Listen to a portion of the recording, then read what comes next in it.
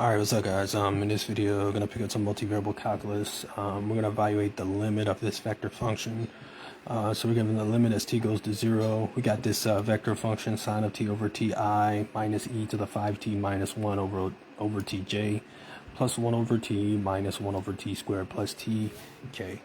So basically like we did when we were integrating vector functions, both indefinitely and definitely, finding the domain of a vector function, we basically do the limit the same way. We take the limit as t goes to 0 for each piece of the vector function, and then we'll write our answer down. Okay, so let's just begin with the first one. So you got the limit as t goes to 0, and let's deal with the first one. So we got sine of t all over t. So what's the limit for that? Well, the first thing that you should do with any limit is just plug the value in and see what happens. Notice that if we sub the 0 in, we'll get 0 over 0, which is an indeterminate form. Remember that a indeterminate form does not mean that the limit does not exist. It just means in some cases you're going to have to come up with a way of finding the limit without just doing a direct substitution or directly plugging in the value. There's a couple different things you can do. Again, I'm not going to go in too much into it because I do have videos on just limits in general where I talk all about the limit process and how to deal with it. Again, there's certain things you can do. You can use trig identities if it's a trig limit, if that'll help you get a finite value. You can factor in some cases. Sometimes you can expand things out, maybe cancel things out. There's a whole bunch of different things you can do. You can rationalize either the numerator or denominator by multiplying by the conjugate, or you can use L'Hopital's rule, which tells us that we can take the derivative of the top and the bottom and try to sub the value in. Another great thing about L'Hopital's rule is you can use it more than once, but you need to get one of those indeterminate forms, 0 over 0 or infinity over infinity, to use it. In this particular circumstance, I'm just going to use L'Hopital's rule. So if you don't know what L'Hopital's rule is, I'll just quickly remind you. So let's say I have some function, I don't know, f of x over g of x, for example. Actually, let me write it down here. Let's say I want to take the limit as x goes to, I don't know, let's just say hypothetically let's say some value c. For f of x over g of x. All right. And let's say that when I plug that value in, I get 0 over, or I get infinity over infinity, or let's say I get 0 over 0, which are indeterminate forms. Basically what L'Hopital's rule says is that we can take the derivative of the top and the bottom and try to plug it in there again. So the limit is x goes to some value c. It's a number for f of x over g of x. We can take the derivative of the top and the bottom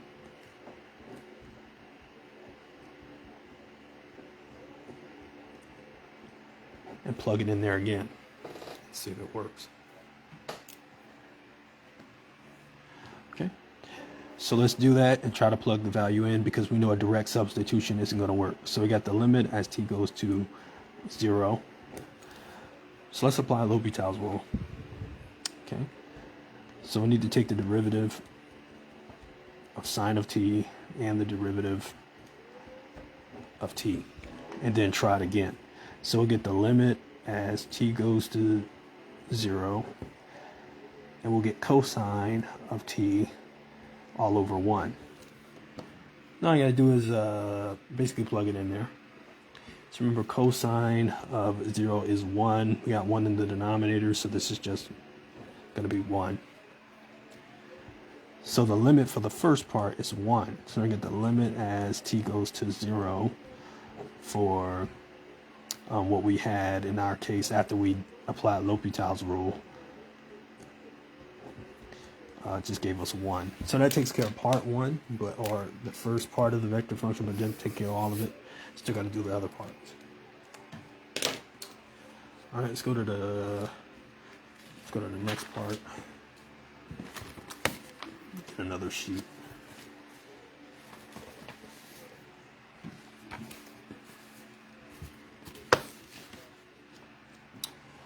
Okay, so the next one that we need to deal with is the limit as t goes to 0. And we got e to the 5t minus 1 all over t. So much like we did for the first part, we need a direct substitution. Just plug it in there, see what happens. Typically, we really don't care if we get 0 in the numerator. Nobody cares. It's just the denominator where we can't have our 0. You know, division by 0 is undefined. Obviously, you can't divide by 0.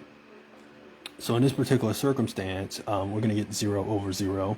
Notice that e to the 0 is 1. So if I stuck a 0 in, I'd get e to the 5 times 0, which is e to the 0, which is 1. So I would get that 0 over 0 again if I just did a substitution. So let's apply L'Hopital's rule in this particular case as well. So we'll get the limit as t goes to 0. Let's take the derivative and try to go from there.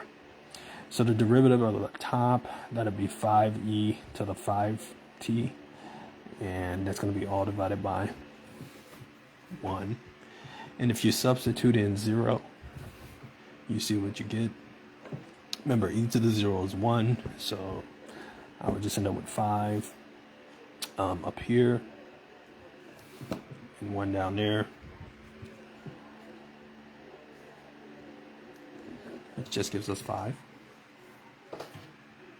Okay. So that takes care of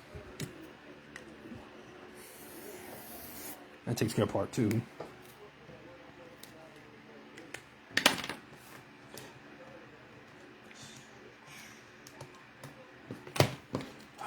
Sorry about that. Okay, now we got to go to the last part. So now we got the limit as t goes to 0. And it was 1 over t minus 1 over t squared plus t. So what about this one? So clearly a direct substitution won't work. Okay. So we're gonna have to do something else. L'Hopital's rule, we don't need that here. So what we're gonna have to do, since a direct substitution we substitute in 0 won't work, we're gonna have to do a little bit of algebra on this. What I would probably do is factor this denominator here over on this side, this t squared plus t, and try to get a common factor or a common denominator and try to deal with it there. So if I factor, let's say for example, if I factor out a t, because I have a t over here, so I'm going to factor t squared. I'm going to factor out a t from t squared plus t.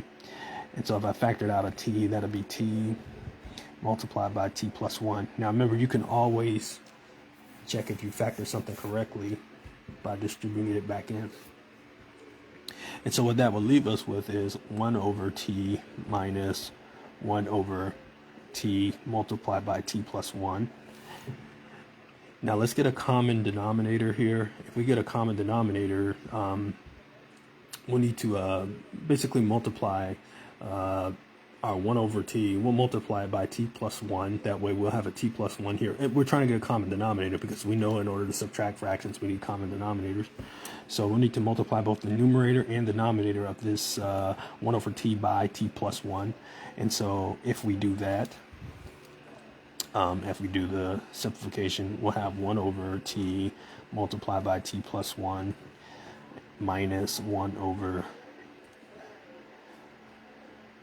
sorry, it's supposed to be t plus 1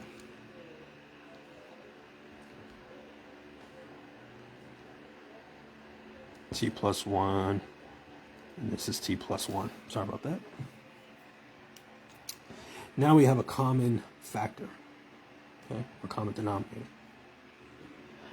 Now the reason why I wanted to do this is because now that we have common denominators, notice that we get t plus 1 minus 1 all over, basically when we're subtracting fractions we don't change the denominator. So we get t over t plus 1. Now if you notice here, we can actually, after we simplify, remember t plus 1 minus 1 is just t. So this becomes t over t multiplied by t plus 1. And we can effectively cancel out one of the t's, or cancel out the t's actually. And so if we cancel out, that'll just leave us with basically a 1 on top and this at the bottom. So we have the limit as t goes to 0. And it'll just be 1 on top. And then down here at the bottom, we would just be left with the t plus 1, essentially. So we'll have t plus 1. And now we do a direct substitution. So now, as you can see here, we'll get 1 over basically 1, which is obviously just 1.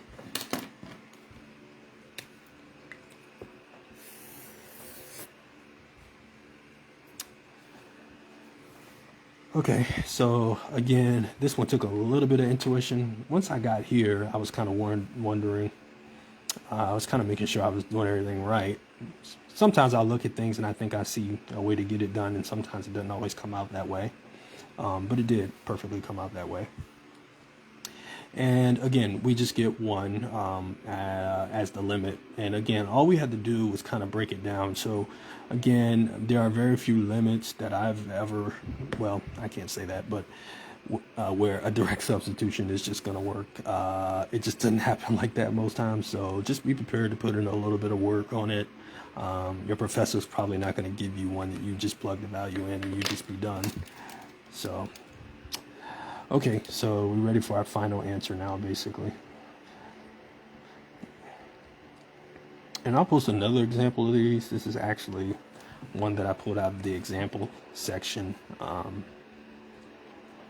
of the textbook. All right, so, you know, it was sine of t all over ti minus e to the 5t minus 1 all over t j, and then it was plus 1 over t minus 1 over t squared plus 1, or excuse me, t squared plus t k. And the limit here is going to be I minus 5j plus k. And I will leave it at that.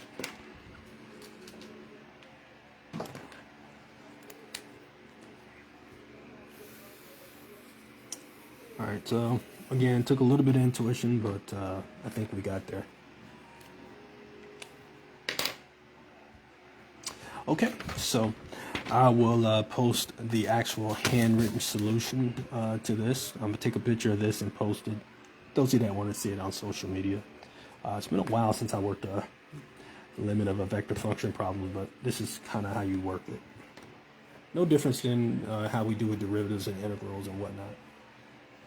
All right, so that's going to be your answer. So let me know if you got any questions. We'll see you next time.